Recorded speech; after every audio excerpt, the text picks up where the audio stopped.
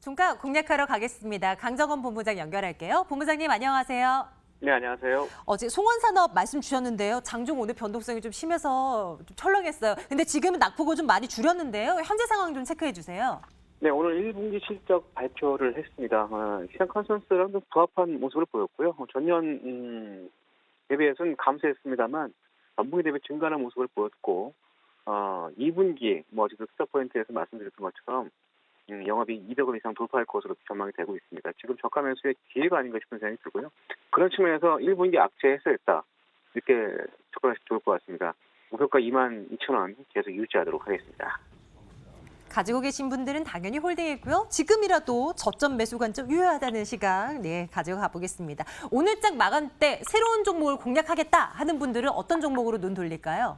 네, 오늘 준비한 종목은 NHN 한국사이버결제를 준비했습니다. 전자결제 서비스 사업자고요. 사업부는 전자결제대행, PG와 부가가치 통신망, 벤 사업으로 나뉘어져 있습니다. 매출 비중은 PG가 85%, 벤 온라인 4%, 벤 오프라인 9%를 차지하고 있고요. PG 사업부의 경우에는 쿠팡과 티몬, 유명품 등을 포함해서 7만 개 이상의 가맹점을 보유하고 있습니다. 최근 온라인 쇼핑 거래액이 증가하고 있는 모습을 보여주고 있는데 2018년도에 111조를 기록하면서 전년 대비해서 22% 증가하는 모습을 보였고, 또한 온라인 쇼핑 거래액 중에서 모바일 쇼핑 거래액은 68조를 기록하면서 30% 이상 증가하는 모습을 보였습니다.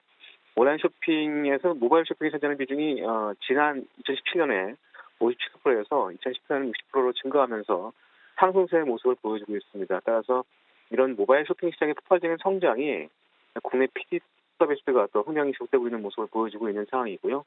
특히 이제 온라인 벤의 경우에는 기존 시스템을 이용하기 때문에 영업이익이 높은 편인데 온라인 쇼핑 성장 환경 하에서 한국사이버결제의 고객사인 네이버페이의 성장세가 이루어지고 있기 때문에 해를 거듭할수록 좀 매출 상승하고 또 수익 기여도를 높일 수 있을 것으로 전망이 되고 있습니다. 또한 오프라인 매장의 무인화 시대를 맞으면서 한국사이버결제의 무인 주문 결제 시스템의 오토픽 서비스가 향후에 활발하게 설치가 될 것으로 예상이 되고 있고요. 오토픽 서비스는 구매자가 매장을 방문하면서 키오스크에 줄 서는 대신에 테이블에 앉아서 간단하게 QR코드를 인식하면서 주문과 결제가 한 번에 진행되는 그런 시스템을 말하는데, 말 그대로 이제 그 포스에 자동으로 조성되면서 음식이 지도되는 이런 원스톱 서비스를 말합니다. 이런 관련된 모멘텀과 성장성이 좀 부각될 수 있을 것으로 기대가 되고 있고, 또 올해 매출액과 영업이익은 지난해 대비해서 21%가 25% 이상 성장할 것으로 기대가 되고 있습니다.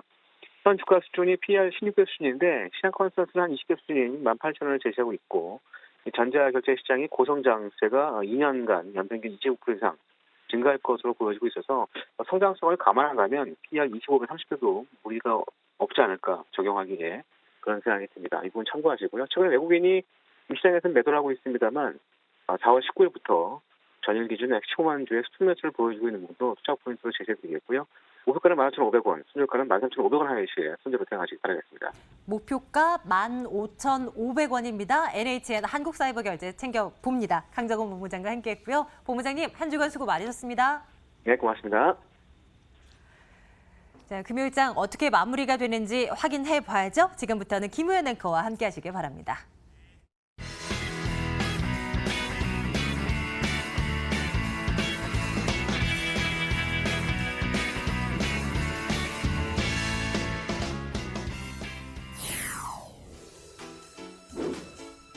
원달러 환율의 강세와 어닝 쇼크가 아직도 시장을 짓누르고 있습니다.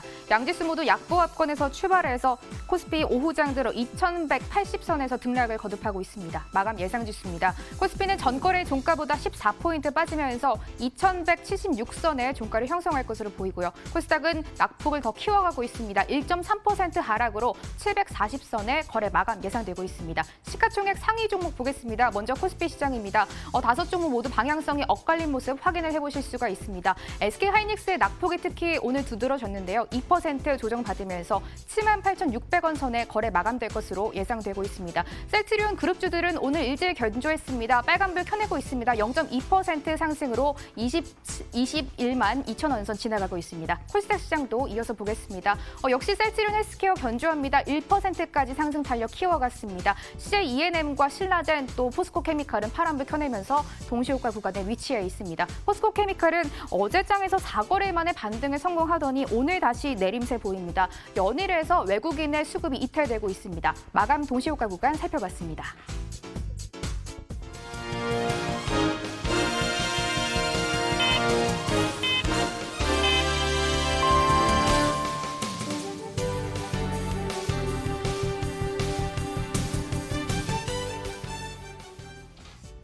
(4월 26일) 한 주의 마지막 거래일인 금요일 거래가 마쳤습니다.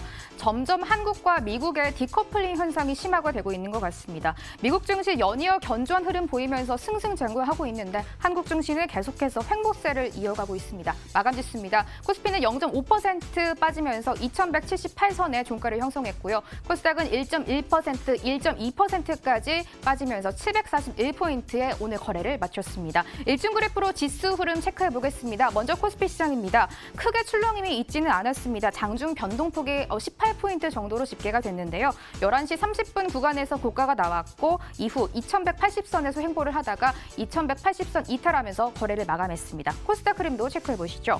시가 부근에서 고가가 나왔습니다. 이후에 쭉 미끄러져 내리면서 10시쯤에 740선을 잠깐 이탈하기도 했고요. 이내 740선을 회복하면서 변동폭 미미하게 움직이다가 740선 찍으면서 종가를 형성했습니다.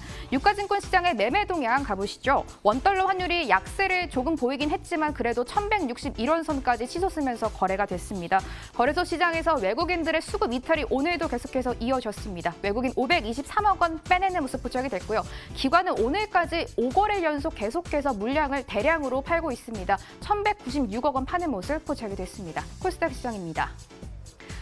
거래소와 같은 모습을 보였습니다. 오늘도 계속해서 같은 모습 이어지고 있는데요. 기관과 외국인 쌍끌이 매도가 나왔고 개인홀로 1,053억 원 매수로 지수 방어하는 모습 포착이 됐습니다. 특징적인 움직임을 보였던 두 종목 체크해 보겠습니다. 먼저 넥슨GT 보시죠. 넥슨GT가 디즈니 측에 넥슨GT 인수를 요청했지만 디즈니 측이 즉각 거절했다라는 소식이 전해지면서 주가 급락세를 보였습니다. 차트 보시면요. 4월 19일부터 3거래 연속 부진하다가 24일에 디즈니가 넥슨GT를 인수할 것이다라는 설이 돌면서 주가 장중 상한까지 터치를 하기로 했는데 오늘 공식적으로 디즈니가 인수하지 않겠다라고 밝히면서 8.3% 하락으로 거래를 마감했습니다. 앞서 빙그레 살펴보셨는데요. 마감가 한 번 더 체크해 보겠습니다.